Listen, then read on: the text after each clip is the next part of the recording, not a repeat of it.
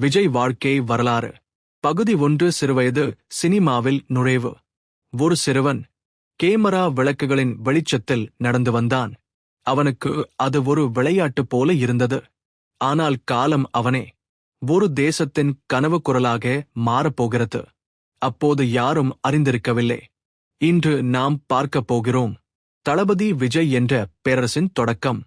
June 1974 22. Chennai, Tamil Nadu. Cinema பின்னணியுள்ள ஒரு குடும்பத்தில் ஒரு ஆண் குழந்தை பிறக்கிறது. அந்த குழந்தைக்கு வைத்த பெயர் ஜோசப் விஜய். அவரது தந்தை தமிழ் சினிமாவின் புகழ்பெற்ற இயக்குனர் ஏ சந்திரசேகர். அம்மா பாடகி, பின்னணி குரல் கலைஞர் ஷோபா சந்திரசேகர். விஜய் பிறந்த தருணமே அவனது வாழ்க்கை கேமரா லைட்ஸ் ஆக்ஷன் என்ற உலகத்துடன் பிணைக்கப்பட்டுவிட்டது. ஆனால் விஜயின் குழந்தை பருவம் அவ்வளவு சுலபமானது அல்ல.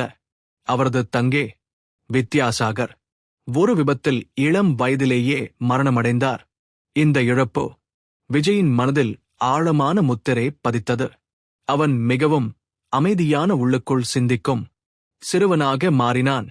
படிப்பு: சென்னை லயோலா கல்லூரி, விஷுவல் கம்யூனிகேஷன்ஸ். ஆனால் அவரது உண்மையான வகுப்பறை சினிமா செட்தான். 10 வயதில் வெற்றி. 1984. தந்தையின் இயக்கத்தில் ஒரு குழந்தை நடிகனாக முதன்முறையாக திரையில் தோன்றுகிறார்.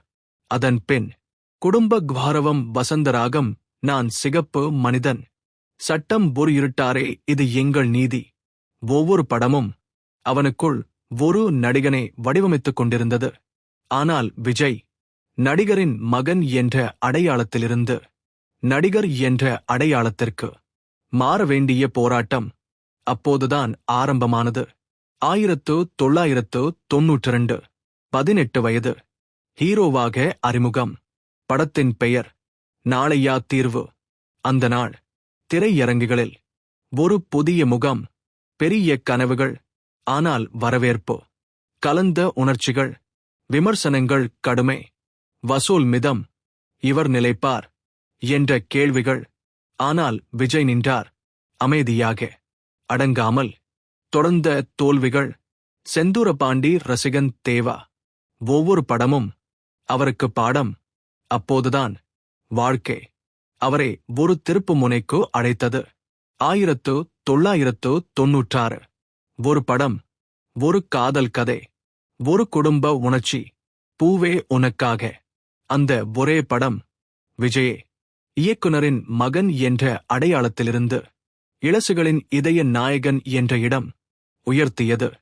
மென்மையான நடிப்பு, மிதமான வசனம், இயல்பான புன்னகை. மக்கள் முதன்முறையாக விஜயே நம்ம பையன் என்று அழைத்தார்கள். அதன் பின் காதல், இன்று காதலுக்கு மரியாதை. ஒரு காதல் நாயகனாக விஜய் பதிந்த இடம் அழிக்க முடியாதது. குறிப்பாக காதலுக்கு மரியாதை 1997. விஜய்க்கு முதல் மாநில விருது, முதல் பெரிய அங்கீகாரம். அந்த நாளில் ஒரு விஷயம் தெளிவானது.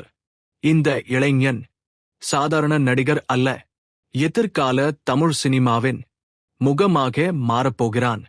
இங்கேதான் தளபதி விஜய் கதையின் உண்மையான தொடக்கம் முடிகிறது.